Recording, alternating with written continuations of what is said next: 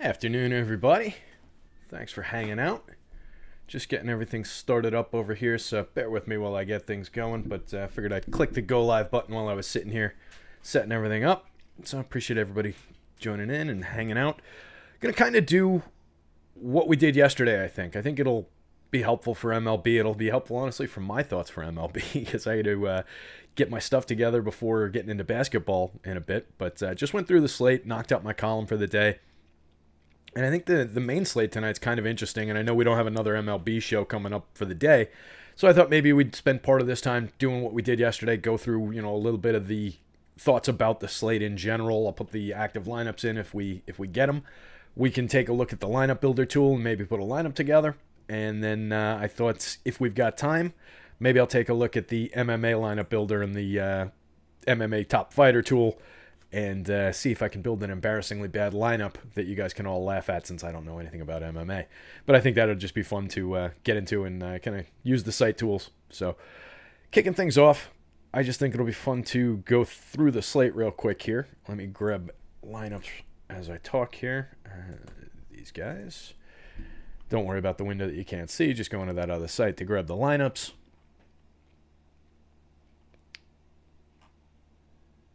I did find out that the lineups that we were seeing yesterday, the lineups we're using in the lineup builder tool, are the lineup that team rolled out the previous matchup against that hand, which makes a lot of sense. But that was why in one or two instances we were seeing something a little different than what I was expecting. Via, like, Rougned Odor wasn't on the Yankees, I think, the last time they had been in that matchup, or somebody had popped out like that. So that's, if you see any discrepancies, that's what it typically is. But talking to Alex, we might be working on something behind the scenes for eventually, no promises kind of thing, getting some lineups out there. We'll see. Something I kind of want to do. So I figure if I mention it, maybe I can bring it about and make it a reality. All right, let me get these lineups in here. Orioles confirm lineup. Doesn't look like anything too wild in the Orioles confirm lineup. I'll just talk about them as I put them in so it's not completely dead air. Similar with the Rangers lineup, you get the big power bat Joey Gallo in the middle of that, but everything else around him is kind of, wouldn't want that to be my team. No offense to Tyler if he's watching. Tyler, the producer behind the scenes, works pretty hard, guys, but unfortunately, poor guy, Texas Rangers fan. Ouch. White Sox lineup looks pretty much as expected. I wrote these guys up. I like the White Sox in this spot against Kyle Gibson. I think they rank pretty well on the top stacks tool. And they actually, looking at them, I was surprised they've struggled more than I thought for power against righties the last 2 years. That's all in my column. I broke them down. But I do like the spot, I think, for the talent level, the upside, and the fact that they're a little bit under-owned, at least as the last time I checked on FanDuel. I thought they were pretty interesting. There's just a ton of talent in that, between from Anderson down through Luis Robert at least. Yasmani Grandal is one of the best offensive catchers in the game. You get the ridiculous Yermin Mercedes. The way I put his start, he's out to like a 4-something, 600-something triple slash to start the season. And the way I put that is, if that continues, he is by far the best player of all time. So we know that there's some regression coming from Mr. Mercedes. But it's kind of fun to watch and kind of fun to ride while he is running this good. I haven't really caught it. I've had him in lineups, but they haven't connected for me on the right night. Get the Rockies in here. Both Coors teams looked like they were going under-owned again, which was interesting. I think that's all of them. Yeah, so that's all the confirmed. We've got the Braves confirmed already. I think I put that in. Let me double check that real quick. I like the Braves too. Lot of power flashing for the Braves. They're taking on the corpse of Madison Bumgarner. Nope, I didn't put him in. All right, we'll drop this one and then we'll take a look. So yeah, Braves got Acuna back. Just loaded team. Yeah, another one popped in. Hold on. Who do we get? Diamondbacks. Ah, interesting. They are rolling Cole Calhoun out against Drew Smyly. I was wondering about that. I was considering writing the Diamondbacks up. I think they're sneaky interesting as well. And I'm a little concerned about the spot for Smiley. I kind of backdoor wrote them up in where I wrote up Smiley. If you're looking for that, if you check out my article. But they've actually been excellent against left-handed pitching. Let me just drop this lineup in and we'll take a look. Smiley was apparently a big target for the Braves in the offseason. They really liked what they saw from him last year in San Francisco. And I tend to trust the Braves in terms of when they make offbeat pitching signings like this. Like they're an advanced pitching organization, both philosophically and what they're able to get from guys. So they saw a guy like Smiley. I mean, lefties always have value, but they saw a guy like Smiley. Look at this strikeout rate, assuming I'm showing this on the screen. Yeah. So Smiley's strikeout rate in the small sample last season was just kind of bananas, 37.8% strikeout rate. You're talking about 26 innings, 5 games. So, I mean, that's not a lot of starts. That's not a big sample. But he was excellent in that sample last year. The year before, in 114 innings, he was much more Drew Smiley-esque with a 23.4% strikeout rate, a 10.7% walk rate, which is not good, and then a ridiculously bad 6.26 xFIP and a 159 whip. So he got beat up that year. But he's been a good pitcher, on and off and shown flashes through his career. I think he's more around league average than he is a 37% strikeout rate guy. Maybe a little bit of upside in the Ks. But what was interesting to me, and let me flip the window here so you guys can see the board. Not that one. There we go. So I showed this yesterday. What was interesting, this is this year. This is this year versus left-hand pitching.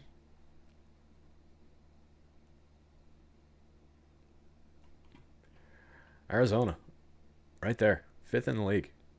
Pretty good, 18.6. And this is in a year where, like I talked about yesterday, strikeouts are kind of up, right? So they're doing an excellent job limiting strikeouts, as are these other teams against lefties.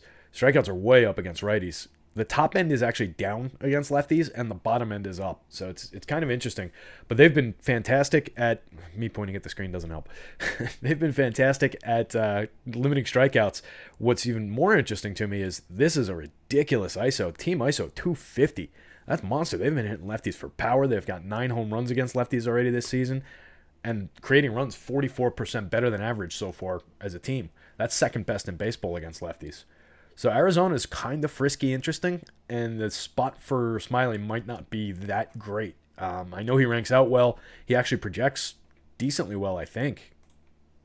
For me... Yeah, he projects very well for me. So I'm curious to see how this one comes out in the wash between, the upside that he flashed, where we're getting some of these numbers from, the fact that he's only 6,700 on FanDuel, regardless of how he projects, regardless of the matchup, I'm definitely going to have some. I like getting to those price pitchers. I think it lets you do interesting things with bats.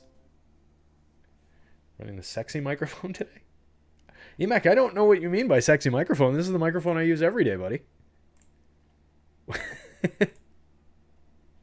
What am I? Is it just the voice that I'm using? Maybe it's my instructional one-on-one voice that I was using, or the fact that I was just a little bit scratchy voiced and hoarse. I haven't really woken up fully today either. This is the coffee's going down. I went to go get coffee at the deli, and some guy got in line behind me, and he wasn't wearing a mask, so I asked him if he's the special guy who doesn't get to wear a mask, and it turned into a whole thing, and it kind of ruined my morning. I didn't get my coffee. I just kind of left in a huff. So I'm catching up on coffee, catching up on being caffeinated. Maybe I was a little downbeat, and that's why I sounded sexy to Emac, which is a whole other story in itself. Anywho, going back to the Diamondbacks, we've got the board over here is the board for... threw me all off my game, Emac. The board over here is going back to the start of 2019. Sounding special. I haven't seen anyone in far too long in that capacity, unfortunately, given these COVID things and the whole other ridiculous nature of that situation in my life. But yeah. Anywho, you guys aren't here to hear about that. So what we were talking about was the Diamondbacks. Those numbers kind of continue for this active roster. The power isn't nearly the same, right? It drops to 196, 105, so 5% better than the average creating runs against lefties over the course of back to the start of the 2019 season. 89 home runs in that sample is decent. It's a little above average. But the strikeout rate is what's really interesting there, 20.8%. They were still 5th best in the league back to the start of the 2019 season for the active roster. So reason to be concerned about Smiley, I think, in this spot, and definitely at least some justification for going to these Diamondbacks, who are not overly popular, not a team I like going to in many spots, but with those numbers against lefties, they're kind of interesting. I don't like to put too much stock into some happenstance from a small sample this year. They haven't, their teams face more righties in general. So it's not something I want to get over the top excited about in terms of the power that we saw there. But it is a team that has created runs better against lefties for a significant sample, has limited the strikeouts for a significant sample. So I'm kind of interested. On the other side, I mentioned the Braves.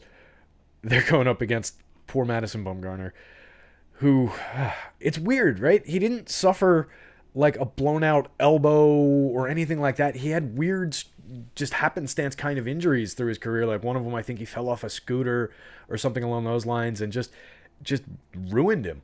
He's still not that old, and to be this washed up, it's surprising. I was on the Madison Bumgarner is still going to be Madison Bumgarner one day train for a while there, but I'm firmly off at this point. 5.26 xFIP so far this season in 18 innings, 5.85 last year across 41 innings. I realize I'm probably still showing the other board here. Come on. So just there's not anything to be excited about in terms of rostering him. I wouldn't go near him. 6,500, like I'd much rather pay 67 for Drew Smiley in what I don't think is a great matchup. You can see the difference in my projection that I'm getting for these guys. This is a FanDuel projection. And then just 7,200 I think is unjustifiable on the DraftKings slate. I wouldn't roster him as an SP2 here. If you wanted to roll him out for contrarian reasons, I guess, but there are better spots. You can see the Braves numbers are explosive going through the home run model here. All right, seeing everyone in the lineup over 10, except for Guillermo Heredia, who is not much of a major league hitter. That shows you that there is immense upside for the Braves today. The projections are right there. So definitely excited about the Braves. The one thing I'm not excited about, of course, is the ownership marks on FanDuel. So leaving Heredia out, we've got, it didn't give me the average because these are percents. What is that? Probably around a 20% average, somewhere in that neighborhood. Acuna going off at 36.4%. Acuna's got the highest home run probability in my entire model today. I love the spot for him, but that's a lot of weight to carry on a short slate for one player. So it's interesting if you can figure out ways to weave in and out of the ownership. Like I think Freddie Freeman, there's no reason to worry about Freddie Freeman against Madison Bumgarner in this spot. He's fine. He doesn't hit for lefties for power like he does righties, but he's still Freddie Freeman, and Madison Bumgarner is probably not going to be long for this game. So you're going to get him against right-handed arms out of the bullpen, because look at everybody around him is right-handed. So they're not going to roll out a lefty to face Freddie Freeman and then run into Marcell Ozuna, Ozzie Albies, Travis d'Arnaud, whoever, these other guys behind him. So he's going to face some righties in this game. I think that's an underrated spot for Freddie, particularly 2.6% ownership. I know he's expensive on DraftKings, but I think that's a nice spot on which to differentiate a Brave stack if you can do it. The other spots in here are tricky. On DK, I like that you're getting Albies and Swanson in the 12s and 13% ownership range. So there's some spots there. FanDuel, it's a little bit harder. Right, you're gonna have to pair these guys with a lower owned pitcher or with a lower owned second stack or some interesting one-offs. I've got like these pet hairs hanging off the brim of my cap, getting in my eyes here. If you see me keep grabbing at it, so yeah, I love the Braves, but it's just gonna be difficult to build differentiated rosters with them. Go back to the top here. I think the A's are in an interesting spot here against Wade LeBlanc. Not a pitcher we think very much of. 19% strikeout rate this year is up. Has he not walked anyone? He's got a 0.0% walk rate in. Oh, it's 5 innings. Okay, that's why. So he struck out a couple people and he didn't walk anybody in his whopping 5-inning sample. 2 years ago, 121 innings, 17.3% strikeout rate. Last year, 12.6 in 22 innings. That's who Wade LeBlanc is. He's a high xFIP through his career, high whip, puts a lot of guys on base. So there's plenty to love about the Orioles, about the Athletics rather. They'll also be popular on the FanDuel slate in particular.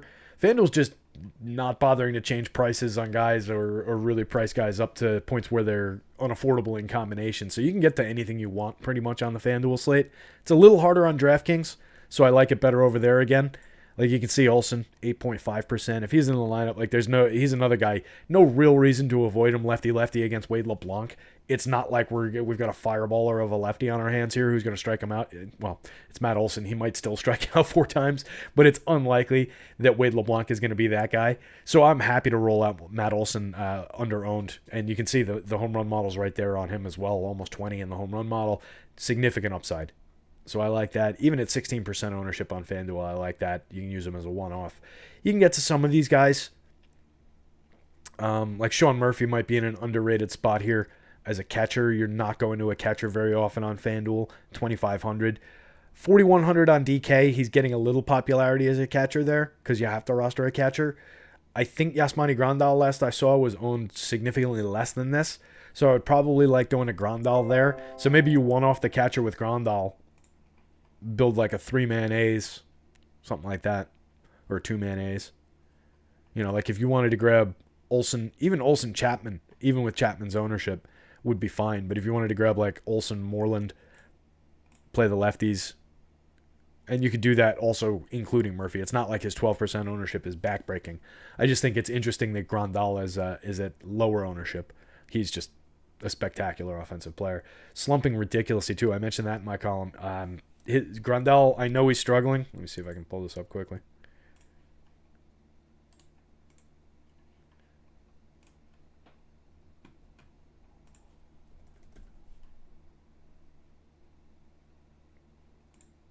Right, Grandal, we know, is one of the best offensive catchers over the last handful of years in baseball. Right, nothing. I don't think there's really an argument to be made that he's not. So if Fangraphs would load, I would show you what gives me encouragement about his struggles early on this year. Come on, this is Fangraphs. This should just load right up. There we go. This right here. He's got a 125 batting average on balls in play so far this season. That's absurdly low. So he is just getting incredibly unlucky. I'm not showing it. Need a producer. There we go. It's still highlighted at least. That's what gives me hope about Yasmani Grandal. He's got a 125 BABIP, and he's got a 186 ISO. That's down from his 193, significantly down from these 200s that we're seeing over the course of his career. But again, last year, small sample, 194 plate appearances. This year, 53 plate appearances so far. And 186, that's still around league average ISO. So he's still hitting the ball hard. He's just hitting the ball at the defense. So are they shifting on him? I would assume so, and they're getting defenders into the right spot against him. But still, we can expect significant regression to the norm here, and Yasmani Grandal will break out. So I think he's a sleeping tiger on this slate. If you're going to the White Sox, I wouldn't skip him too many times, and certainly not because of this. Like if you're skipping him, it's just to differentiate lineups. It's not because of the early struggles. Also, he's already hit 2 home runs. So he's fine there. He's limited his strikeouts actually to 17%, down from almost 30% last year. He's more this guy, the 22, 23% guy. So this will probably go up, but it's all about that BABIP so far for me. So I wouldn't be too worried about Yasmani Grandal here at all. But we were talking about the Athletics. I just got off on a catcher tangent there because I think Sean Murphy's also interesting. Chris Bassett is interesting, but yeah, that's weird. I didn't even actually realize it was Bassett going because he wasn't. Like he's an interesting pitcher, I think, in the right spot, but at 7,500 he's kind of priced appropriately, and he's a little downboard for me, as you can see over here. As are, by the way, Trevor Bauer and Blake Snell once again. So that's interesting to me, as is Aaron Nola, who's pitching at Coors Field, which is also interesting to me. It's a really, really interesting pitching slate. So I didn't realize, even as I was writing it up, that it was Bassett on the hill here. I think he's a good pitcher. If he was a lefty, we would call him a crafty lefty. He's got a great curveball. I just don't know that this is the spot I want to go to him. You can see he's, like I said, he's projecting in the mid-range. I think this Orioles lineup is frisky enough, although without Santander, it's a lot less interesting. I don't know that I'm going to be throwing many stacks at Bassett. You can see the home run marks are down in my home run model. I'm showing the other page again, aren't I?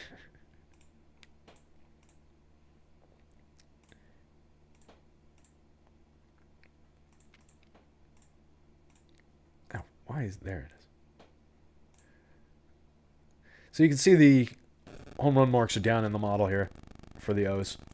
So Bassett, good chance at limiting the power. I just don't see significant upside for him. 21% strikeouts last year, 19% strikeouts this year. That's kind of who he is. 144 innings in 2019, 23% strikeout rate, so it's a little higher. But he's around a league average strikeout pitcher, so it's not significant upside. He could flash a decent enough game for 7,500 that it might make sense if you're putting together 150 lineups. Maybe you work him in a few shares on FanDuel. He's only going 2.3% owned. So if you wanted to double that and grab a little bit of his upside, that's fine against not a not great lineup here. As an SP2 on DraftKings at 7,300, he could be interesting here. It's not a tough matchup against this Orioles team. So they're good.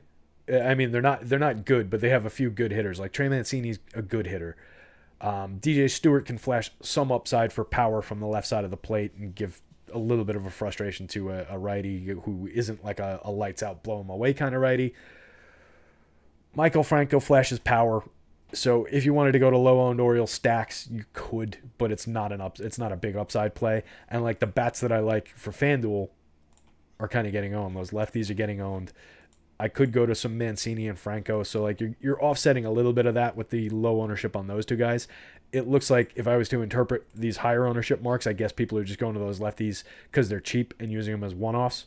2,200 for a cheap Rio Ruiz, 2,800 for a cheap DJ Stewart. I guess you could justify that as a one-off. Not really a play for me though. I think there's better spots overall on the board.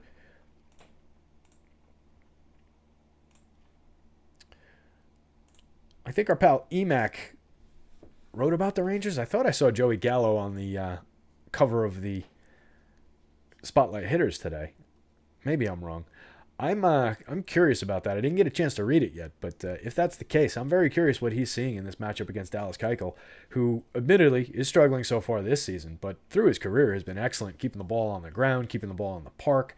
So I'm curious. I don't think it's an upside spot for Keuchel by any means. He's 5,800. He projects okay for me because he usually does. Just it's a little wonky what he does in my model and the way that it comes out, but I don't think there's significant strikeouts here for him. This is a heavy strikeout team, so if he's going to have some strikeouts, it's going to be against this team. But I think that's more what's caught up in creating a high projection for him here. So this is something I'm going to have to temper when I go into to crunch lineups later on. But if we go back to the board, we talked about it with Texas, but it's worth repeating. They're bad in terms of the strikeout rate.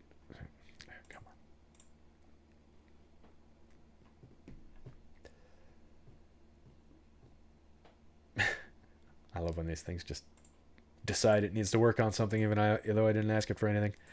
So Texas's active roster against lefties. Again, Keuchel not a strikeout lefty, but Texas's active roster against lefties back to the start of 2019, 26.5% strikeout rate, 28th in baseball out of 30 teams. So they're a good target for strikeouts in general. So we could see his strikeouts tick up a little bit. And again, that's why he's projecting out a little in my model here. But I don't think it's a spot for him. But I also don't think it's a spot for Texas bats. They're a team I've gotten wrong several times. I've rounded in a form with getting them right more a little bit recently.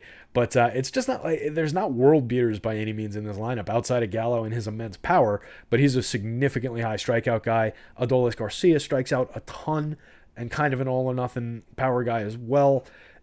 Nate Lowe, Jose Trevino, Charlie Culberson, Nick Solak, Isaiah Kiner-Falefa. Like, what are we doing here really with this team?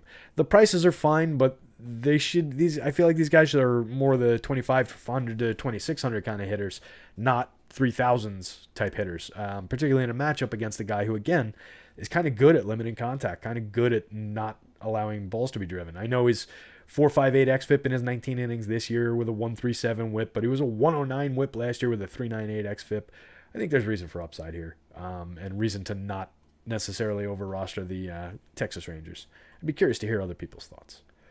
Chicago White Sox, on the other hand, I mentioned even going up against a pitcher that sometimes we like to get to in Kyle Gibson. JB, you can ask questions in Slack. They'll pop up. YouTube, you can ask in YouTube. I infrequently remember to check the YouTube feed for questions, but that's where I'll take them wherever I can get them. Question about where to ask questions, always a good one. So on the White Sox side of things, you can see they're projecting out pretty well for me in this matchup. I kind of like the White Sox here. The power marks weren't there, like I mentioned, against right-handed pitching. Going back to the start of 2019, they were a little bit below league average, but I just think there's room for upside. And like I mentioned, Yasmani Grandal, 6.3% ownership. That's almost exactly half what we were saying for Murphy. I think that's a better catcher one-off if you're looking for a catcher one-off on DK. I think it works in great for White Sox stacks. And what I love about this stack, particularly on DK, is you're getting their two best hitters. Well, maybe not their two best hitters, but two of their best power hitters for no ownership there. Getting Jose Abreu at 6.4% ownership on FanDuel. I love that. These two are priced down on FanDuel, Moncada and Luis Robert, so they're getting a little bit of attention.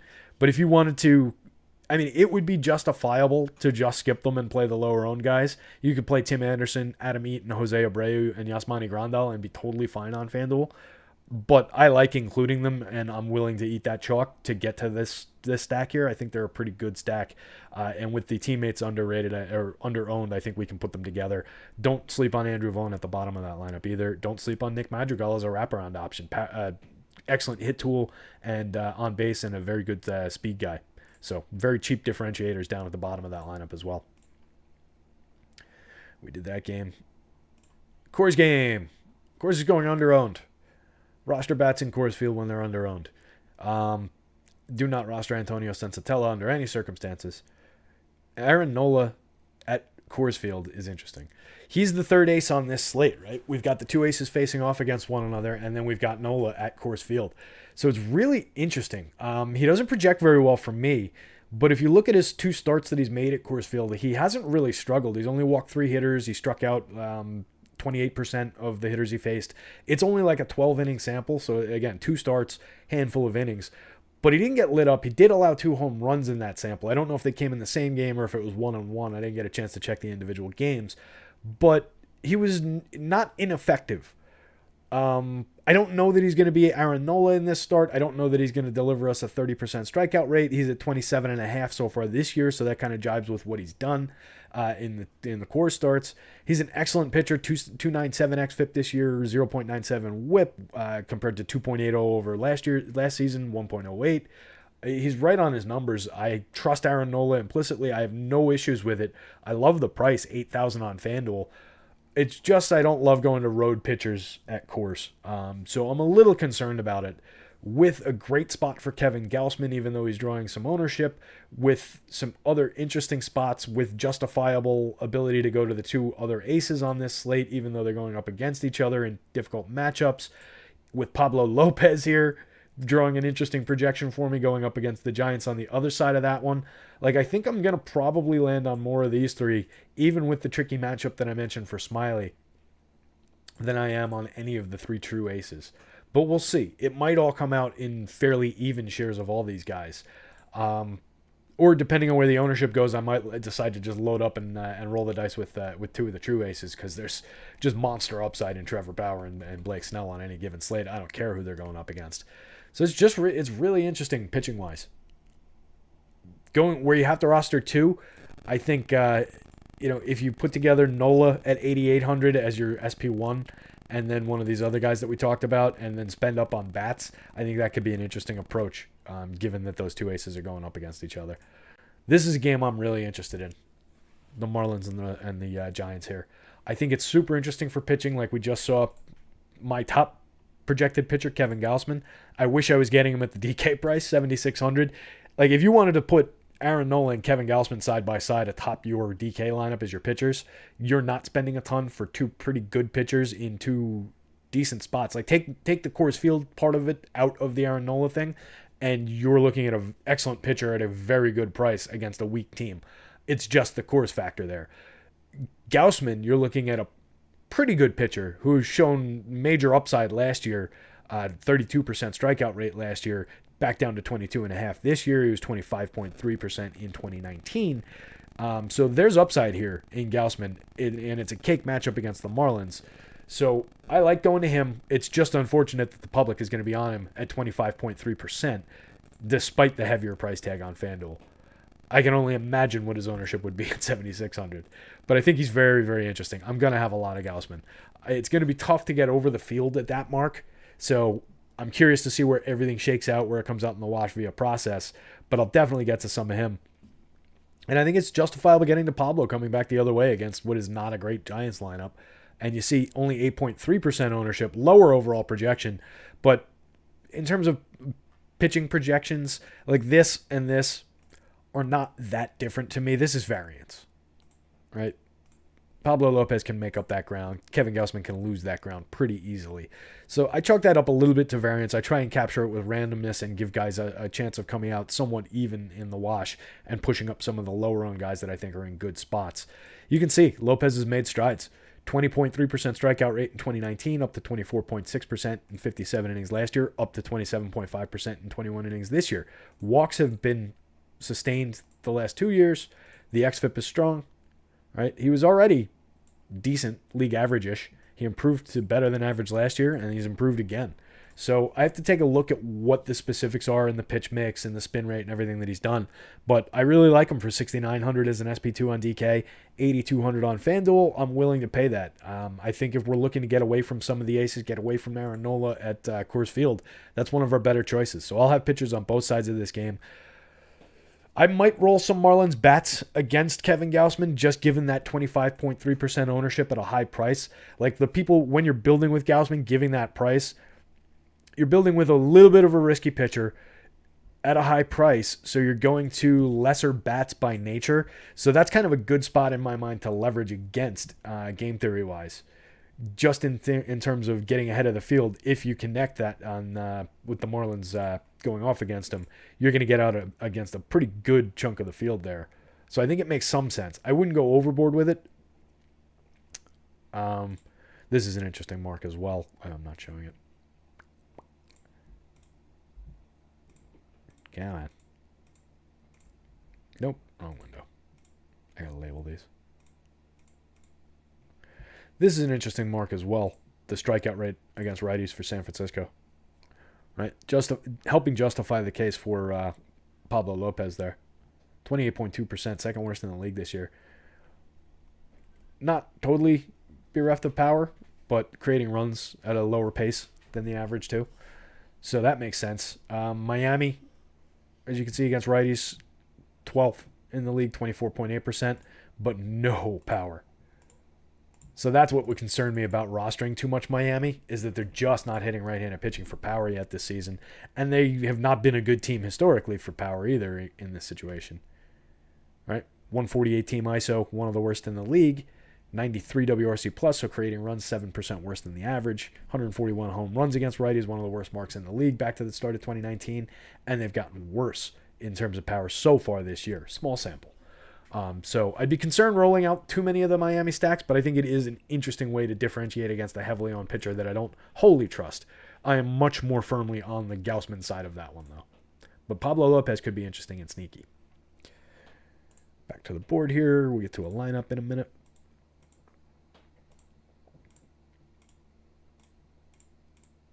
It's amazing how I can pick the wrong one 3 times in a row when I only have 3 options. Don't know how the math works on that one. Last game, Pods and the Dodgers. Tricky spot. We looked at the matchups, lefty-righty and everything yesterday, and I just think it's interesting. Blake Snell for 8,900 going up against an excellent Dodgers lineup is in a tricky spot, but Blake Snell for 8,900 is a good price. So I'm very interested in that. It's tough. You can see he ranks out, for me, higher than Bauer. I know on our top starters tool, it's the opposite. We've got Snell pushed down a little bit, and we've got Bauer higher. And I think that makes sense. I'm not sure I fully trust what I'm getting here. But I don't know how much Bauer I want to spend up on either, given my projection for him. I do trust Alex's projection for him, and that's going to force him into some of my lineups, for sure. But it's an interesting spot. It's a tough spot. One of the best pitchers in baseball, absolutely, over the last couple seasons. Incredible strikeout rate. Gone up 36% last year, 37.5% this year. It's just the salary spend.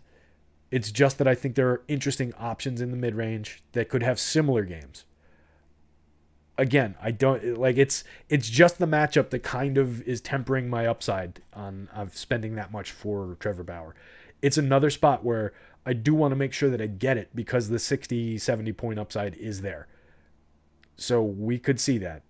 It's not like I'm saying don't roster him. It's just that I'm saying I don't know how much I'll have of him, I guess. Like if I end up at 18%. See, the field's right where I'm at. That's the tricky part. The Fields ownership makes me want to push past it and get to a bigger share of Trevor Bauer, a bigger share of Blake Snell, which is the frustrating part because they don't project that well for me. This is what I'm wrestling with. So it'll be interesting to see the lineups, I guess, that we get with them. My inclination is to land around where the field is coming in, take it before I look at the ownership. But if that's where the field is, then I think I probably want to grab some of the upside. At least on one of these guys. Like maybe I pick one, push past the field on him, get under the field on the other guy, and then backfill that with the Kevin Gausmans of the world. And just like get over on Gausman, get over on Pablo Lopez. It's interesting. Would we go Dodgers against Blake Snell? Yeah, I think there's room for upside there. You can see it in the home run model. You can see it in the projections, at least for the top end. But there's some interesting looks for power down here. Depends what we get. I don't know that they'll roll Max Muncy out there against a tough lefty. We'll see. But Pollock is going to be a low-owned, interesting play. A little power there. Super cheap at $2,400 on FanDuel. So that's a little interesting. I'm not going to go over the top by any means, but would it be easy enough to double or triple up the ownership on a Dodger stack here? Sure. Contrarian, you're not really paying up too much for it. Getting the Will Smith pitcher price in here, I really got to fix that. But you're not paying up too much for it. It'll be contrarian getting to one of the best lineups in all of baseball in a positive spot for the splits. So I don't hate that. The other side of it, I've talked about this Padres lineup. Like they're excellent in terms of real baseball. They've got some very good options for fantasy baseball, but they're not like, I don't know, they're not loaded with star caliber names. They're not loaded with immense upside in some of these names. It's just about a couple of the guys who are stars. Your Fernando Tatis, your Manny Machado up top. But we very quickly get into Eric Hosmer, Will Myers, Trent Grisham, who are all good, solid players. But Eric Hosmer has not been an excellent fantasy player over the course of his career. So they're a little tricky. They're not the best stacking team, in my opinion. So I'd be a little bit reluctant to throw them up against a ridiculously good pitcher like Trevor Bauer. It's a similar situation where it's easy enough to double, triple the field's ownership. They're not going to be on them at all. So you could do it to be contrarian. But I think if I'm doing it to be contrarian, I'm going to be doing it on the other side of this one at similar ownership marks in what I think is the better matchup. So my Padres exposures would be pretty limited here, I think. Jump over to the board here. 15 minutes. We can build a lineup quick.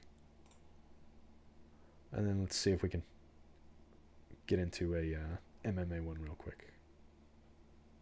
Just for fun. Like I said, I don't know anything about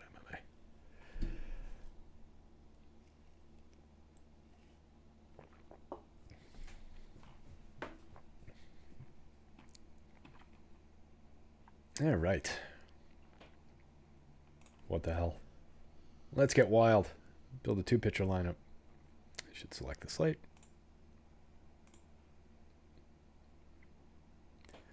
All right. Challenging myself.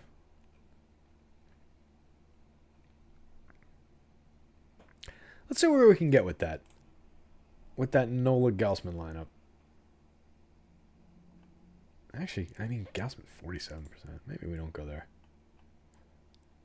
But I do like that double mid-range option here. And then you just hope that the two true aces, like they don't need to get lit up, but if they each give up, a handful of runs, the strikeouts are more limited than what we normally see these guys do. Nola plus X could easily jump to the top of the board. You know what? Let's go Nola and Pablo. That's a wacky one that not a lot of people are going to do. And that gives us money to spend. I like that.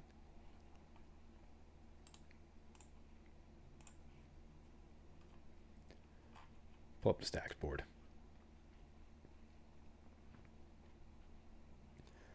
So, like, we could go Nola and maybe a couple of his hitters because they're going to be under-owned at Coors as well. I just want to see the DK board because I've got the FanDuel one in my head. Come on.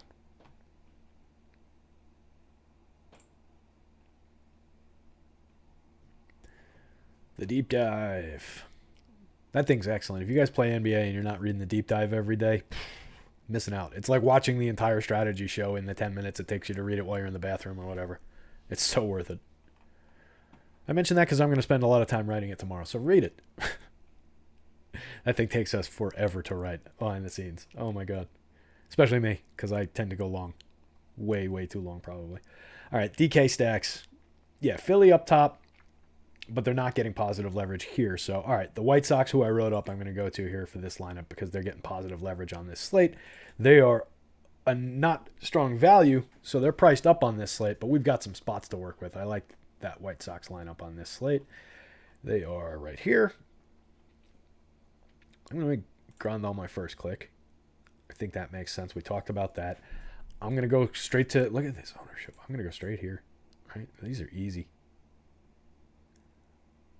Do I want to get my 5-man here? I got $38.40 to spend. If I go Moncada Eaton, I'm lowering my average, a good amount, but it's more doable than going Anderson, who I want. I can go Anderson Eaton. Let's see what that leaves us to spend. Or I could go Anderson Moncada. I mean, these are the best hitters, right? I love Adam Eaton as a player, but if we're rostering the best pure upside options, I think it's that. $3,000 to spend. Can we do that? Do we have enough? Who can we get to? Who's our top value? Baltimore. Oh, interessante. Oakland, significant value. But Oakland was super popular, right? Oh, that's the same game. Good. Handy. So we've got a second base, outfield. Wow. That's not going to fit. That would slot in interestingly, though. This doesn't fit. So our best value team isn't going to fit in here. But we could go like that and grab a 2,500 one-off. It's a shame that Austin Hayes doesn't fit in or hit higher in this lineup. He's an excellent player. Not yet, but he will be. So we could do something like that. It's a little 5-2, and then we'll grab a one-off for 2,500. I'm sure we've got some 2,500 one-offs somewhere. Maybe.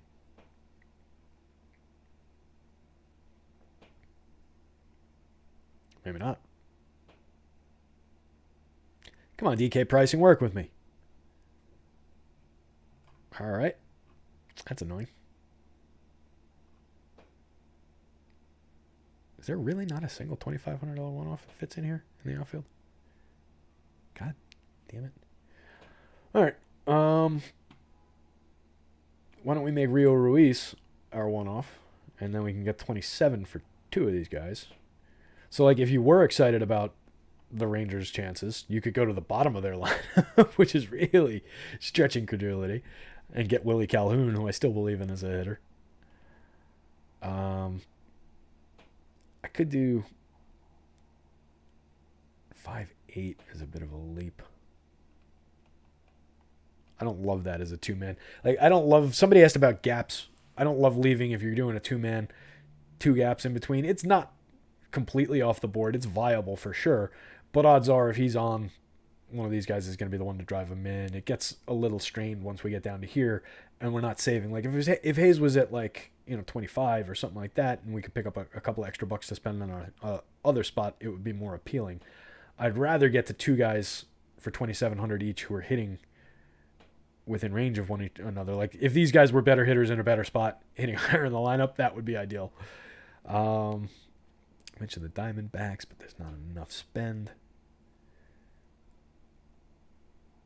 I take Ruiz out of there, who's my second baseman from the Diamondbacks? Nah, I can't get there.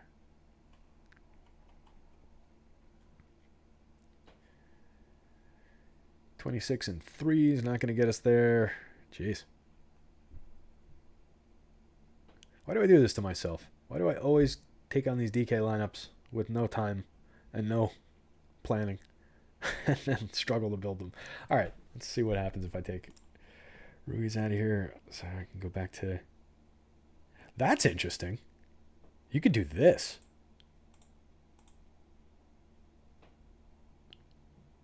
And we've got money left over. Huh. That could be interesting, depending on what the Dodgers roll out there. That would be super low owned. Not a great spot, but... What were those prices? So you had Rayleigh.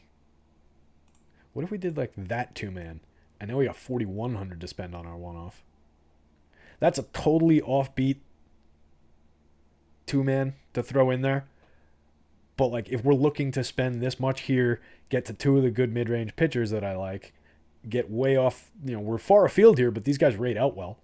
It's not like we're rostering bad players in those spots. This is a question mark. Like we're going way down line up there. We're going to two. This kid's a rookie. I know our buddy, I think it's Woody in the baseball chat, knows him and expects big things from his buddy, but he hasn't gotten there yet. Rayleigh, I don't know a ton about, but I know that I don't know him and don't expect a lot from him. But that's interesting price-wise. I don't totally hate it. And then like you can get to some pretty good one-offs with that $4,100 to spend now. You can grab Duvall there, $39. McCutch is $42. That would have been a good one. Pavin Smith in the middle of that Diamondbacks lineup. Not the greatest hitter. Joey Gallo, if you believe in that home run against lefty-lefty against Dallas Keuchel. Emac. So we got some interesting things to work with there. Now you get the Kana on the other side of that going up against... I don't hate that, actually. He'll be owned, but we don't have to worry about ownership after we've put this lineup together. So that's kind of interesting. So there's spots to go if you want to get to a spendy White Sox stack. Like we're rostering the top end of the White Sox here. A couple good pitchers. There's shakiness in the Nola at Coors Field. There's shakiness for sure in the two-man that we're using there, like I said. But that's kind of interesting lineup. I don't hate it. Let's go back to the site. That's the quickest way to do this. You want to see me struggle? This ought to be fun.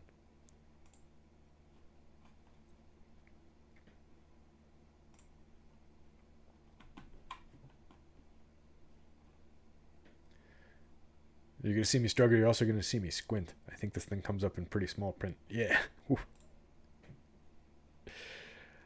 This might not have been the best idea.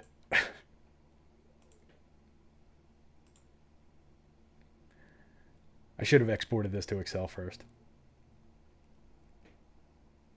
All right. I can kind of read that.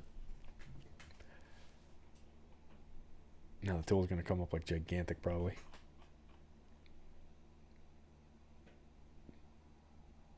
We do have a lineup builder for MMA, right? Okay, good. I use the tools, but I admittedly do not use the lineup builder when I build MMA lineups, which is on pay-per-view type slates. I talked about it on all the shows this week. I'm a super fish for MMA, but it's fun. How does this thing break down? Okay, points, ownership. Got it. So I guess these are the opponents, maybe? No, because these aren't three-man fights. Maybe they're just stacked all piled in here. Anywho, let's take a look. Did I? Oh, idiot. I left the board.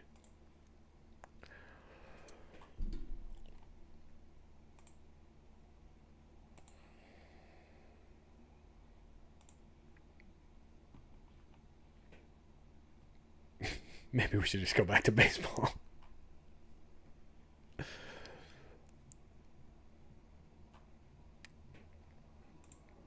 Maybe the better way to do this is to talk about what the board shows us.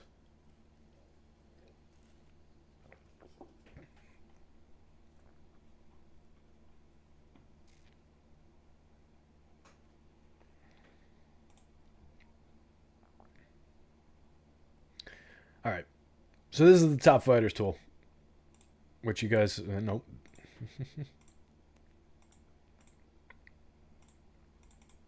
This is the top fighters tool. I honestly don't even know if anybody's watching me at this point. So everything is laid out here like we've talked about a lot when promoting this thing, but I don't know if you guys have ever actually used it. But we've got a ton of data in here. Like I said, I usually pour this out into Excel, and I'll drop out some of these columns. Like I'll drop out the salary because I'll see that on the app. I'll look at the rounds before I open it up so that I know, but I'll take this out just so that I can get a little bit better of a feel. But then I'll just drop some conditional formatting into the 2 to 6. I think this is super important, right? This is the top. Excuse me, the chances of being the second through 6th highest scoring player. So somebody that you want in that 6-person lineup that we're putting together. This is the probability of scoring more than 100 fantasy points. This is the probability of being the top overall scorer. And then this is the MVP ownership. So like these columns right here kind of go together for me in terms of who gets into that lineup and then how am I making the MVP choice.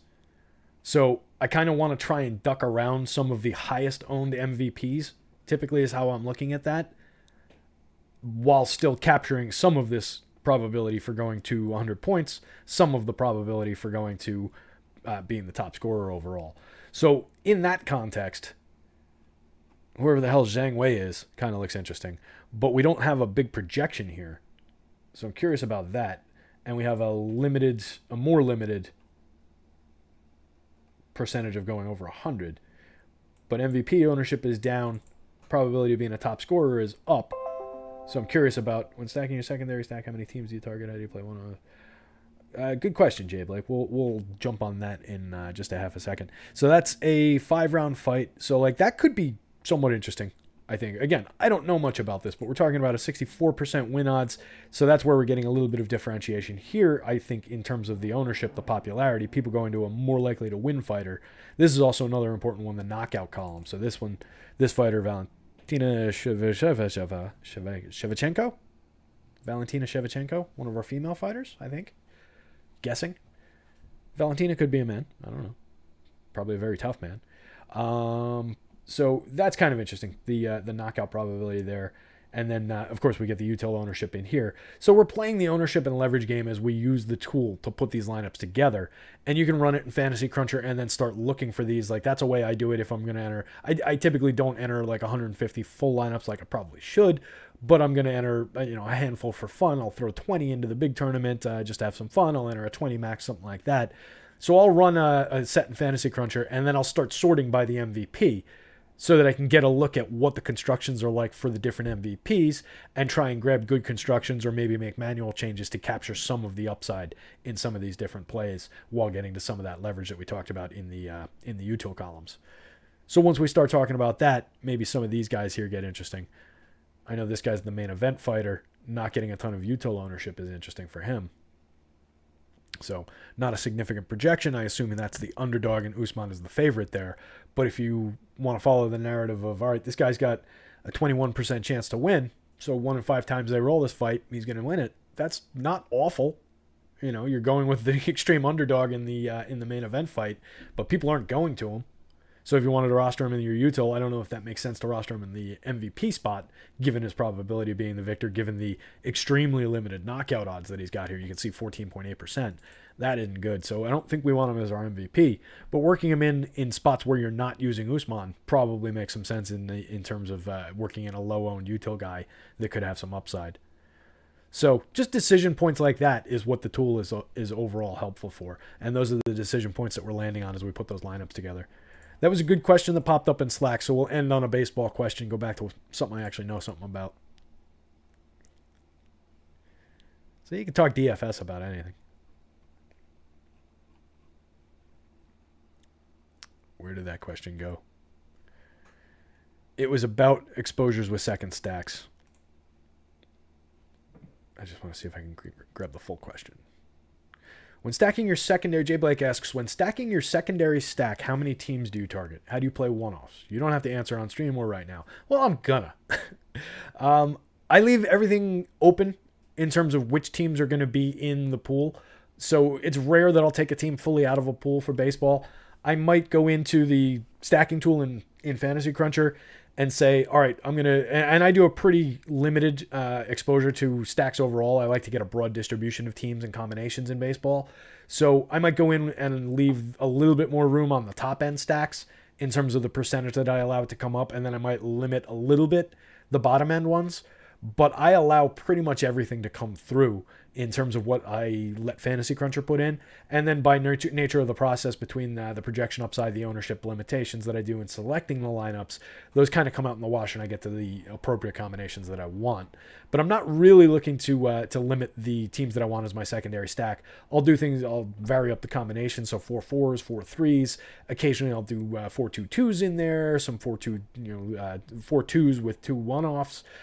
So I do capture a little bit of variance, but typically, like, I'll run 100 or 150 with my projections, 100 or 150 with Alex's as 4 4s or 4 3s, depending on my mood, or depending on the slate more accurately.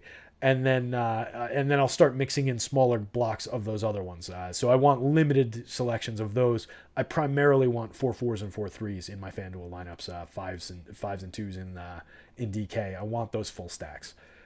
So that's kind of how I'm looking at it. And then one-offs are essentially I let Fantasy Cruncher handle it, and I have randomness set so that a lot of the high-end star kind of guys, despite heavy ownership, like the ownership will take care of itself in my lineup selection process, but I've got it set so that my high-end stars and my lower-end players who have big home run upside in my home run model are all getting heavy randomness, so that fires them into those one-off spots a little bit more frequently than some of the other guys. And I feel like Fantasy Cruncher just does a pretty effective job of capturing the right one-offs between the projection, the randomness that I put on it, and the exposure caps that I have on the individuals. And then I put it all into the wash and hope that I land on the right guys. So far, I've landed on the right one-off exactly once. It was Franmil Reyes, and it won me a pretty nice little tournament. But yeah, that's not to say that I haven't hit the right one-off, but you guys know what I mean, the nuts one-off. So I think we can end on that. We got the Arizona lineup. Let's see. Nick Ahmed leading off. Cole Calhoun. Oh, we had that one. Yankees lineup. A's lineup is the new one.